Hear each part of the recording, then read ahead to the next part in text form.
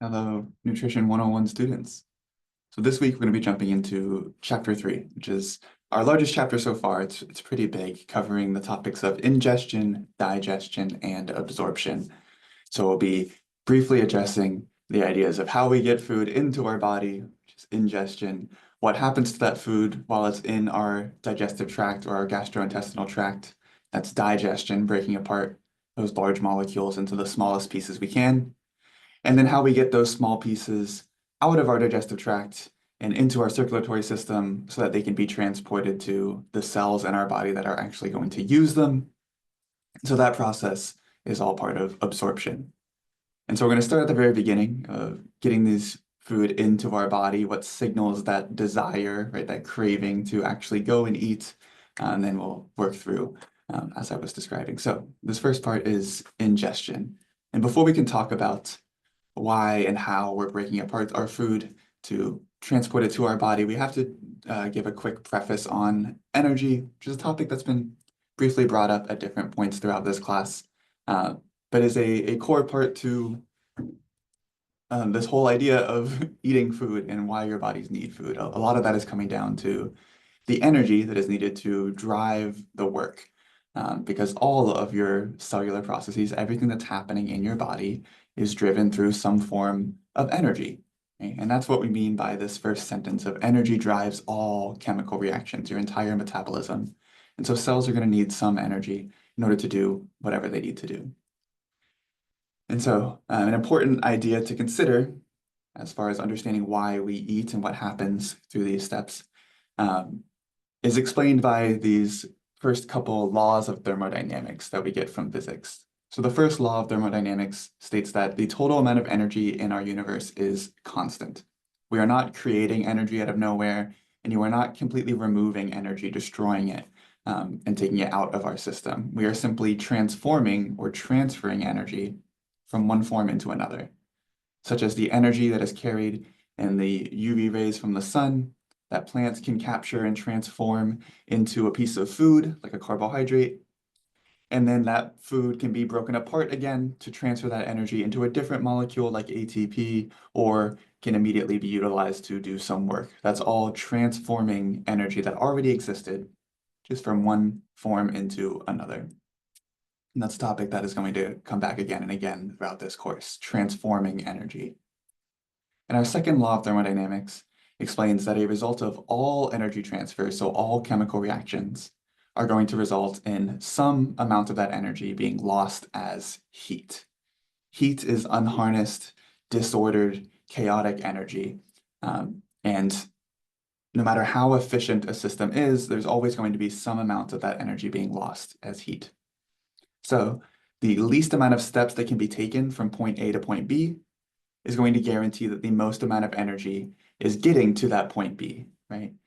So whatever you started with, if you want to get all of that energy into your product or to be utilized to do some work, you would want the least amount of steps, the least amount of chemical reactions possible, which is another reason or another piece of support for the idea that eating whole foods is not only healthy, but great for our environment and keeping the efficiency of our energy transfer, right? The closer you are to that original product, the more energy or the more efficient that energy transformation is going to be. So anyways, every time there is a chemical reaction, some energy is being lost as that kinetic, unharnessed energy. And so the energy that's stored in our food is considered potential energy. And there is potential energy in every bond that is holding a molecule together. So the macronutrients in our food are all organic molecules with these carbon backbones, carbons bonded to carbon, with a couple other elements along the way. But essentially we can gain access to that gain access to that stored potential energy by breaking those chemical bonds, and that will release it. And plants can store kinetic energy as potential energy by creating new bonds, etc. So we're constantly transforming from potential to kinetic to potential, and some is being lost to the environment as heat. And so these are just underlying topics that are going to, or that are important for understanding kind of the rest of what we talk about in this. So just giving that quick preface. And here's just a quick example, right, of breaking down glucose, a simple carbohydrate, getting some energy via that process of breaking those chemical bonds, releasing the potential energy to make ATP. But along the way, we lose a little bit of that energy as heat. And so ultimately, our goal through ingestion, digestion, and absorption is to break down those really large molecules in our food into smaller molecules that are going to be used as building blocks for our own cells, our own structures in our body, to access the vitamins and minerals that are going to act as assistants and supports for our cellular processes and for building our bodies. And then, of course, to get access to energy. And even that heat that is released as a byproduct is a useful thing for maintaining our homeostasis, keeping our body at a temperature that is necessary for it to function correctly. So yeah. All right. So starting off, why do we want to eat? We do have a separation between the terms appetite and hunger, which you may have heard interchangeably throughout your life, but they do technically describe slightly different things. So appetite is our psychological desire. This is something that you would be consciously aware of, that might be driven by your thoughts, right? By something that you want, something that makes you feel good, right? Related strongly to your memories and experiences. And so appetite is a desire, a want, a drive to eat, not necessarily because you need it, but because you want it. Hunger, on the other hand, is that physiological sensation. So it comes from your body's internal mechanisms. And you may not even be fully aware of what is driving that hunger or maybe even that desire to eat, but your brain knows that you need to eat and is going to seek out food. So hunger is physiological, physical, it's driven by the need. For instance, it might be signaled by your stomach contracting and noticing that it's empty, and that sends a signal to your brain that we're out of food, or your blood sugar being low, and so your pancreas releases a hormone called glucagon that tells your brain that you need food to replace that blood sugar. Right? That is that internally derived need for food, need for building blocks, need for energy. That's hunger. So appetite, psychological, it's a desire, it's a want, even if you don't need food. Whereas hunger is coming from that need, that physical need for building blocks and energy. And so lastly here, satiety is going to be the opposite. This is what is going to stop us from eating. Satiety describes that feeling of fullness. And so we'll have signals that are telling our body to go eat, and then we'll also have signals that are telling our body we can stop, right? That induce that feeling of satiety, of being full. And so on the idea of these signals, what's prompting us to find food and eat, major ones are going to be mechanoreceptors and chemoreceptors. So mechanoreceptors, coming from the term mechanical, something physical, moving, such as the mechanoreceptors in our stomach that can sense when we contract and there's nothing in that stomach, and thus send a signal to your brain that the stomach is empty. Let's find some food to fill it up. Chemoreceptors are bonding with chemicals from our environment, either tastants that are bonding with chemoreceptors on our tongue, odorants that are binding with chemoreceptors in our nose. Right? These are molecules from the environment that are going to entice that feeling of a reminder that you need to eat, so strongly related to appetite from that chemoreceptor, but also having an influence on hunger. Thoughts and memories of food can entice both feelings, can either be related to appetite or hunger. Your emotional state is very strongly related to your eating. And again, we have that separation between the conscious reactions of what you are aware of feeling or driving that feeling of wanting to eat is going to be appetite, whereas the unconscious reactions that you are not conscious, like actually thinking about, but still driving that desire to eat, that would be hunger. And so once we are either seeking out food or thinking about food, our body is going to start preparing for that food as well as regulating or moderating what is happening once we actually start ingesting, once we start eating. And so we have two major control mechanisms. You have your nervous control, which is related to your nerves, your neurons, your nervous system through your body, these electrical signals that run across your cells. all run by nervous tissue. And we have hormonal control, which is more of a chemical messenger, something that is going to travel through your blood rather than along your neurons.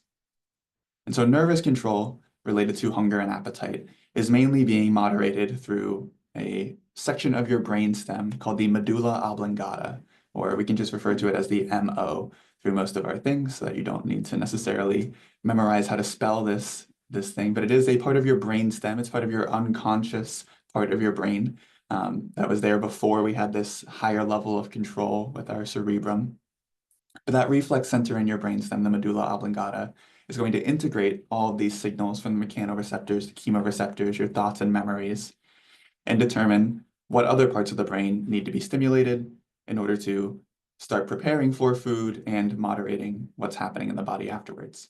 And so the medulla oblongata is most strongly related to our anticipatory phase, our cephalic phase, getting ready to eat. So when you know you are going to eat, or when you're struck with appetite, that desire to eat, your body can prepare beforehand by telling your salivary glands in your mouth to start secreting saliva. So if you're familiar with the idea of salivating at the mouth, you're in preparation for food and anticipating food, wanting food, you can start to feel that saliva building up in the mouth. That's a response to the medulla oblongata. And your stomach will start secreting its gastric enzymes and its hydrochloric acid, right? Getting that environment ready for food to enter so we can begin the process of digestion. So that's all anticipatory. Hormonal control is also involved with that anticipation. So the medulla oblongata is going to stimulate one part of your brain called the hypothalamus, which is responsible for releasing a few different types of hormones, which help with that anticipatory reaction. But we're going to have a lot more hormones involved in our regulation during digestion. So as food is actually getting into the body and starting to enter organs like the stomach and the small intestine, that is going to cause these chemicals to be released into the blood that are going to carry a message to some other organ in the body, or maybe even stimulate that same organ. For instance, there are hormones that your stomach releases that go back and bond with other cells in the stomach to just help secrete even more secretions. So that's a regulatory hormone. And so since we'll be talking about hormones a lot, starting in this chapter and then through the rest of this course, let's talk a bit more about what that is. So as I briefly mentioned, a hormone is a category of molecules referring to any long-range chemical messenger. So these are traveling through the blood. So messengers that travel through the blood, they bond with some target cell, which is going to stimulate some reaction. And these can be either proteins or lipids. So a lot of the hormones we're talking about in this class are going to be protein-based, but other hormones that you may be more familiar with that aren't necessarily as strongly related to nutrition, like testosterone and estrogen, those are lipid-based hormones. So they could either be a fat or a protein. These are all produced in specialized glands or specialized cells where their main job is to create these special messengers, these hormones. And as I said, they travel through the bloodstream. And so that's an important separation. Most of our long-range messaging is either nervous, through the nervous tissue, through your neurons that connect to the brain and through the rest of your body, or through your blood. And hormones are how we send messages through the blood. And we're going to have hormones involved with our feelings of hunger, our regulation of digestion, and our feeling of satiety. So the examples that are brought up on this slide, glucagon is released from the pancreas when your blood sugar levels are low. So that tells organs like your liver to start breaking down glycogen so that we can get more glucose into the blood. And it tells your brain that you need more glucose, so it's going to induce that feeling of hunger. And then the hormone cholecystokinin, or CCK, is released when fat cells are starting to, or when fat is starting to bond with the fat receptors in the small intestine. And that is going to essentially tell, or do the opposite, tell your brain that you are starting to feel full, that we are getting fat into the small intestine through this last final part of digestion and absorption, and you don't need to find any more food. We're already doing that job. And so here's just another look at that process. So mainly looking at this figure down at the bottom, right? Our specialized hormone secreting cell releases that hormone into the bloodstream, which could travel all throughout the body or just to a neighboring tissue nearby. and those hormones will then bond with those target cells to stimulate a response. And there are more than a few hormones that are going to show up in this class. Some of the more important ones are the ones we're going to talk a lot about are insulin and glucagon as part of our blood sugar regulation, leptin and ghrelin as part of our stimulation of hunger related to fat storage. And then in this chapter, CCK and gastrin coming up as part of regulating digestion. And so finally, on the latter end, what tells us to stop eating? So similarly, we've got mechanoreceptors. So if the sensation of our stomach contracting while it's empty tells us we're hungry, then the opposite sensation, that stretching of the stomach telling us that food is there, is going to help us feel full and stimulate that satiety. Chemoreceptors, more directly related to absorption rather than sensations like smell and taste, are going to start sensing that absorption of nutrients, so such as fat bonding with those receptors and stimulating the release of CCK. That's a chemoreceptor that is bonding with fat, sensing that we have food being digested and absorbed, and thus telling the brain we don't need to necessarily eat anymore, that we already have food coming in. And then lastly here, what types of food you consume are going to have differing effects on satiety. So protein in general has the highest impact on satiety. It is the most complex of our macronutrients. It is the often the largest as a single molecule. If you were to look at one protein, they can be thousands of amino acids long, which is a really big molecule. That takes lots of complicated unfolding and stretching and then bond breaking. So it's a long process.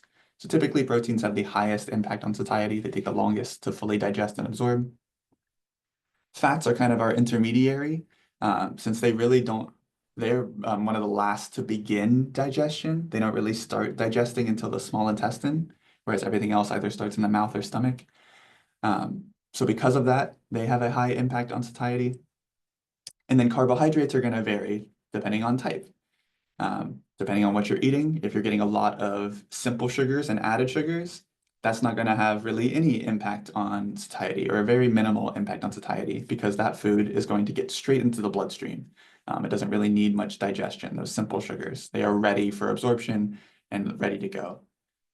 Whereas on the opposite end, we have our really large complex carbohydrates like fiber, which we as humans don't create the enzymes to digest. So fiber in your diet is basically just taking up space throughout your entire digestive system as it moves until it finally gets to the large intestine, where you might get to digest a little bit of it. But so fiber is very filling. It takes up a lot of space. It fills up with water and stretches even more. And so that's going to help stimulate those mechanoreceptors that tell your body you are full, you don't need to keep eating. And so last concept here, solid foods, again, with that idea of like taking up space and pushing on those mechanoreceptors, solid foods are going to be more filling than semi-solid or liquid foods. So that's all for this portion of the chapter. I will see you guys in the next one.